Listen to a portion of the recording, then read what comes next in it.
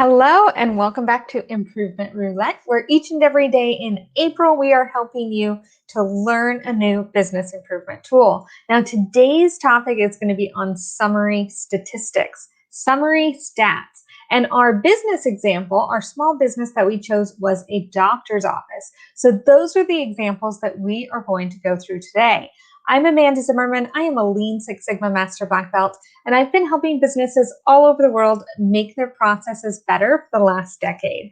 So now I bring these tools to you to hopefully make it a little bit easier for you to make good decisions about your organization, your business, for you to be as powerful of a process improvement facilitator as you can be. So today we are going to talk about summary statistics. And to do that, we're going to use one of my favorite tools, Excel. Excel, that's right. I love Excel. We can use really powerful things like Minitab or other tool sets that we have, but Excel can be a really simple place to start when we are looking at our data. Now, I know I have upcoming some data analysis workshops, so if you're interested in that, you can get into that. And this is some of the topics maybe that we'll even cover there. So I'd love to hear more about what your questions are with data analysis. Now let me go ahead and share my screen here so that you can see my data set, my Excel. So what we're going to talk about is basically really easy measures that we can look at that give us insight to our data. So when we have a data set, what we want to be able to do with that data set is to make data-driven decisions. We want to do that because we don't want to assume that we know what the answer is. Assuming can get us into a lot of trouble. When I talk to people, quite often they will tell me when I go out on an observation, I know this is what it is. I know this is the problem. I know this is what we need to solve. However, when we go in and we look at the data, there is another story. It's always so important to go back to the data, take a look and read what it's telling us. So summary statistics allows us to do just that, to get that great insight into our data so that we aren't guessing, we aren't assuming. We can tell our managers, we can tell our teams, this is actually what the data is. The other exciting thing that we can do is we can show a before and after. Now, making sure that we acknowledge and celebrate our milestones is an amazing way for you to make sure that your improvements sustain. So this is a really important thing to do, is to be able to have this data. So let's go ahead and dive in a little bit more detail. Now, I've been pretty inclusive in terms of what I've included here. We have the count. So this is simply the number of observations of your data. So maybe your lines of data.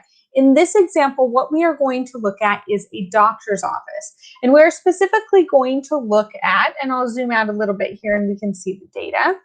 What we're going to look at is the doctor's office has had an issue where people are they're trying to figure out how many appointments they can make in a day. So how many people can they serve? And to do that, they need to get a better understanding about how long people end up spending with the doctor. How many minutes are they actually in with the doctor? That gives them an idea of how they can balance that patient load throughout the day. So just to start off, we're going to go ahead and look at some data that tells us a little bit about that. This isn't maybe perfect, or we might want to take it to a next level if we were in this situation, but we're just going to start at the beginning. We're not going to make it too complicated. So we have here all of these different data points. All of these are somebody that waited and how long they waited.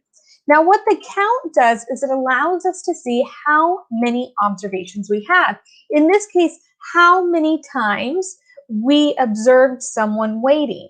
In this case, we have 369 different patients that we tracked the data from when they entered the room to when they left the room, so that we knew how many minutes they actually spent with the doctor. The next summary statistic that we have here is mode. Mode is simply the most popular number in your data set. So the most popular number in our data set was 11 minutes. And maybe as we look into that, we might see that there's a specific type of an appointment that really ends up taking 11 minutes, which would give us a really good idea of a type of appointment that didn't have a lot of deviation, a lot of variation, which is going to be important when we look at the standard deviation metric. Then we have one that you're probably more familiar with, the average. So this is the sum of all the numbers, all the values divided by the number of values. So the average, or the mean in this case, was 21.5 minutes. So while the most common, the most frequent wait time was 11 minutes, the average person came in and they waited for 21 minutes. So this gives us an idea of the average that people end up waiting. Now, the median is the middle value of all of our numbers, and the median is also 21 here. So that gives us a good feeling that our average, we're pretty confident that that 21 is a good measure of central tendency. So that's a good sign that the mean and the median are the same. Now, if you want to go into any of the math in more detail, we can do that in different videos. But for this, as I said, I'm keeping this as easy as possible. Now, for all of these, you can see here on the side, I have listed the formula that you're going to use in Excel. So if you want to recreate this spreadsheet, or if you want to use this spreadsheet, I do have this available for downloads of my templates and tutorials.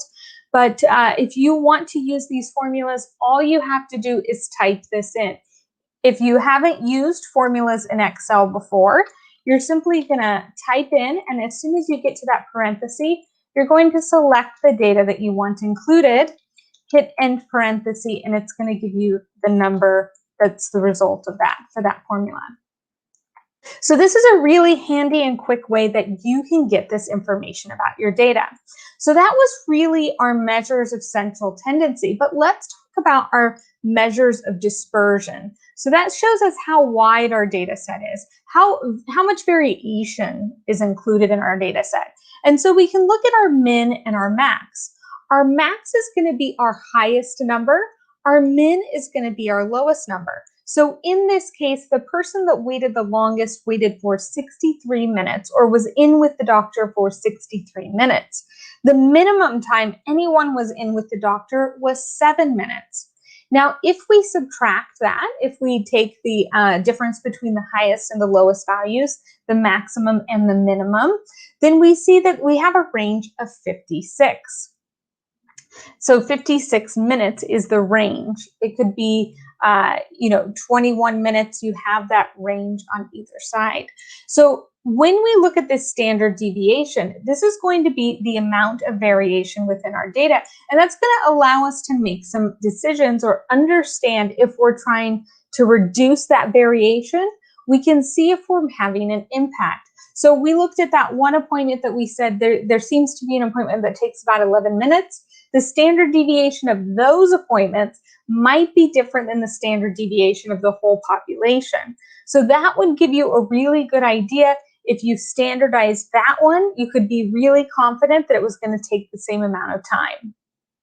So standard deviation is also just a wonderful element to have, or item to have in your summary statistics, so that you can make good decisions about your data and you can see that great before and after. So if you're interested in, I really push you to go and try these different tools. So if you have Excel, if you have some data, please take this and go try some of these formulas in your Excel tables. If you haven't used formulas before, this is a great time for you to start getting comfortable with Excel and comfortable with getting these summary statistics so that you can make better decisions about your data. Now let's see here. So that was what we covered today was summary statistics. So I think we gave a pretty high level overview of that one. But again, those are the great measures that you should have whenever you have a data set. Just go through and get data on each of those, and it's really going to give you a ton of insight into your data. So tomorrow we're going to talk about a day in the life observation and a bookstore. So an example of doing a day in the life observation at a bookstore. That's quite a fun one. That's one of my favorite things to do, actually. is to do an observation like that. It tells us so much about what is actually going on with our processes. As I said, we don't want to assume. One of the examples that I think is most striking about trying to avoid assumptions is when we look at the Innocence Project. So if any of you are familiar with the Innocence Project, it's where people that have been convicted of murder have been exonerated due to DNA evidence. This is one of the ways that they exonerate people. And something like 2/3 of the people that they end up releasing from prison because the DNA shows the perpetrator was not correctly identified and convicted. So 2/3 of those people were convicted because of eyewitness testimony. Somebody saw them and said, I know that that's the person that did it.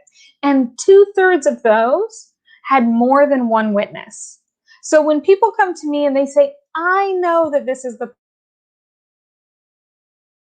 problem, I know, I want to see the data, because even in instances like that, as people, we are imperfect, right? We have so many biases that we don't realize. So it's really important as we go and we execute process improvement that we actually see what's happening. We actually go out with the people that are doing the work and we actually look at the data to get better understandings of what's happening in our processes. So thank you so much for joining me today. I look forward to talking to you tomorrow about the day in the life observations. I hope you go look at your data set, run some summary statistics, help that inform some better decisions that you're making about your business so that you can improve a little bit each and every day and don't have to work so hard.